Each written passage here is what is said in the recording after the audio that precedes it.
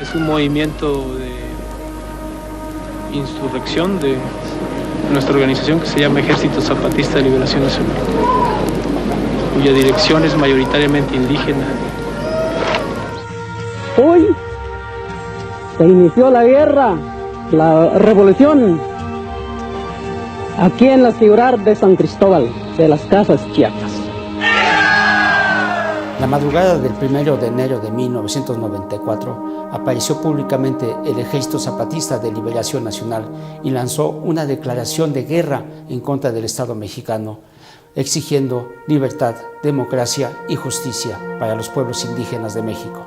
Compatriotas, una región del estado de Chiapas ha sido afectada por la violencia. En ese entrañable estado de la República, el atraso y la pobreza vienen de muchas décadas. En los últimos 5 años se ha trabajado intensamente y se han invertido grandes recursos para revertir esta condición. Sin embargo, una organización diferente emergió en el estado de Chiapas. Profesionales de la violencia, nacionales y un grupo extranjero, ajenos a los esfuerzos de la sociedad chiapaneca, asestaron un doloroso golpe a una zona de ese estado y al corazón de todos los mexicanos. Durante 12 días hubo enfrentamientos entre el Ejército Zapatista de Liberación Nacional y las fuerzas federales lanzadas por el presidente Carlos Salinas de Gortari. Sin embargo, solamente 12 días duraron estos enfrentamientos con un resultado de apenas 100 muertos.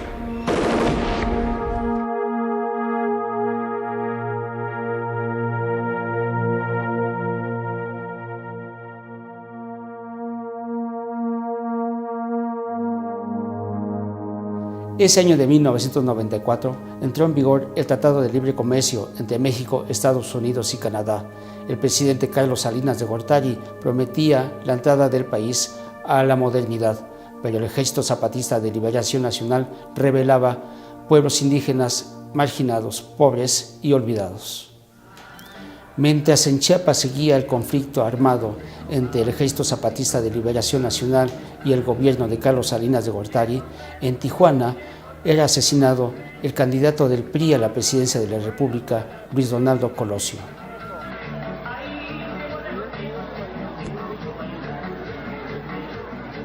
En septiembre también de 1994, el presidente nacional del PRI, José Francisco Ruiz Massieu, también era asesinado.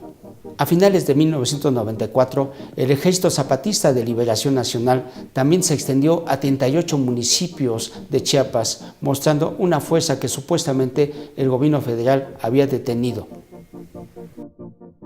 En 1995, mientras se buscaba la paz en Chiapas, el presidente Ernesto Zedillo Ponce de León lanzó una orden de aprehensión en contra de Rafael Sebastián Guillén Vicente, a quien identificaban como el subcomandante Marcos. El territorio zapatista fue cercado por los militares y durante una semana por lo menos se lo buscó, pero nunca lo aprehendieron.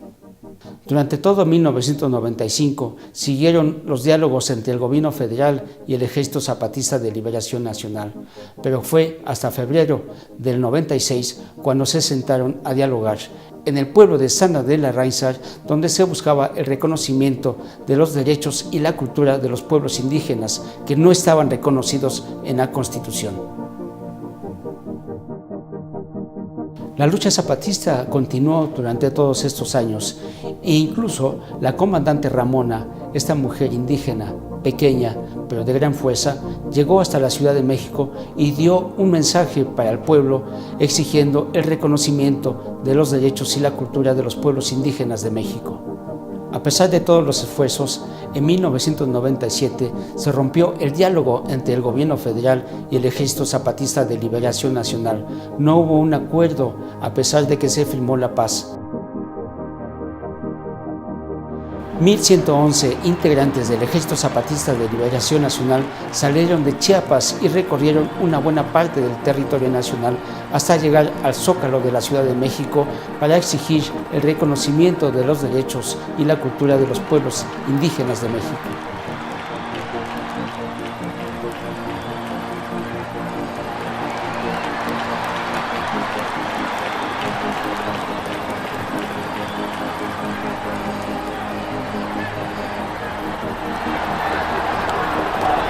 Ciudad de México.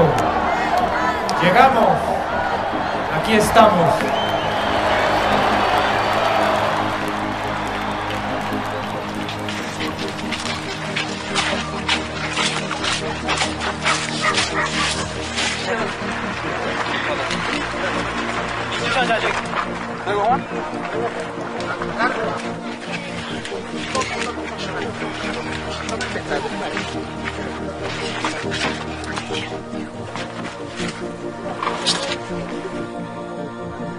En el pueblo de Acteal fueron asesinados 45 indígenas por grupos paramilitares, manchando así todos los esfuerzos que había por conseguir la paz en Chiapas.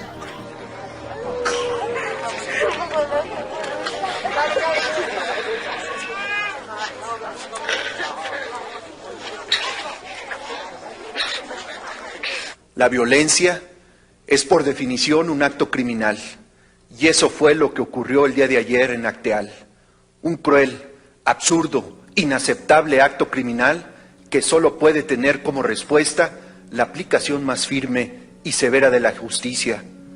Durante 4 años se buscó la paz en Chiapas y no se logró. Fue así que su comandante Marcos salió del territorio rebelde para dirigirse a la Ciudad de México. Fue aquí donde el fundador de la revista Proceso, Julio Scherer, le hizo una entrevista y le hizo una pregunta clave.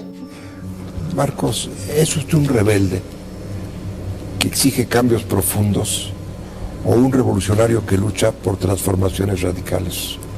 Otra manera de hacer patria.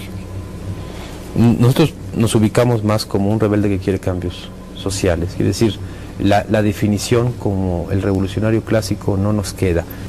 Yo pienso que el peligro es que no el peligro, pues el destino es diferente. El revolucionario tiende a convertirse en un político y el rebelde social no deja de ser un rebelde social.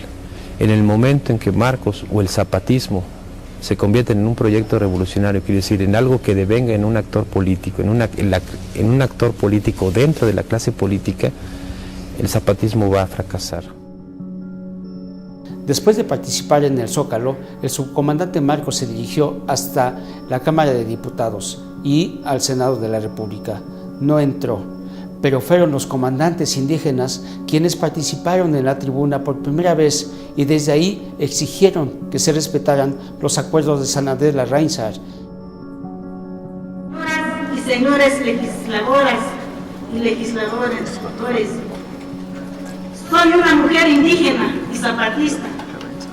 Por mi voz hablaron no solo los cientos de miles de zapatistas del sureste mexicano, también hablaron millones de indígenas de todo el país y la mayoría del pueblo mexicano. El obispo Samuel Ruiz, Tatic, como lo reconocían los pueblos indígenas, murió en ese año.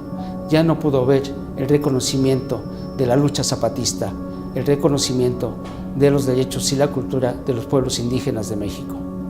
Mientras la lucha zapatista continuó exigiendo el reconocimiento de los derechos y la cultura de los pueblos indígenas, el país entró en una espiral de violencia. El movimiento de paz con justicia y dignidad marchó hacia el Zócalo de la Ciudad de México y los zapatistas dieron todo su apoyo desde San Cristóbal de las Casas.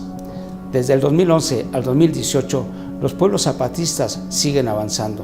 Tienen su autogobierno, tienen su autonomía y a pesar de esto, sigue su lucha para que se les reconozca como sujetos de derecho público y no solamente como un movimiento social, como un movimiento de folclore. A 25 años, la lucha zapatista continúa. Si en un principio estaban en contra de participar políticamente, en la campaña del 2018 participaron impulsando la candidatura de Marichuy.